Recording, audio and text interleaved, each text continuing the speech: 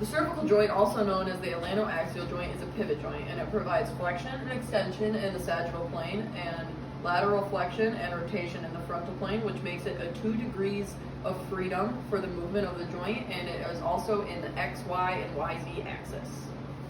The radiocarpal joint is an ellipsoidal joint that provides flexion and extension of the wrist in the sagittal plane, ulnar deviation and radial deviation in the frontal plane, which makes it a 2 degree of movement of freedom in that joint, and it's in the X, Y, and YZ axis.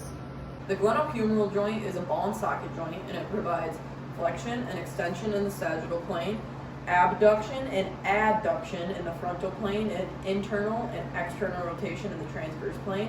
Provides 3 degrees of freedom, and it is in all axes of the human body.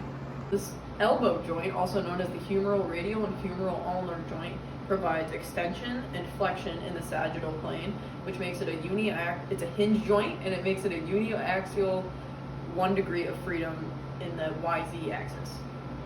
The proximal radial ulnar joint is a pivot joint, and it provides supination and pronation in the transverse plane, which makes it a uniaxial joint with 1 degree of freedom in the YZ plane.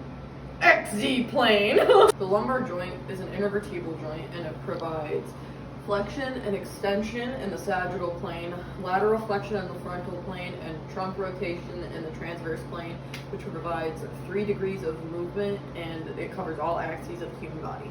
Go.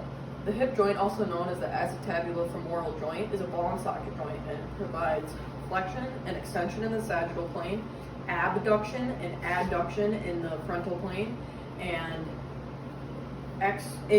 external rotation and internal rotation on the transverse plane, which provides 3 degrees of freedom and covers all axes of the human body. The knee joint, also known as the patellofemoral joint, is a hinge joint, and it provides flexion and extension in the sagittal plane, which is 1 degree of freedom, and it is on the YZ axis. The subtalar joint, also known as the ankle joint, is a hinge joint, and it provides plantar flexion and dorsiflexion in the sagittal plane, inversion and eversion in the frontal plane, as well as adduction and abduction in the frontal plane as well. 2 degrees of freedom, and that is on the X, Y, and YZ axis.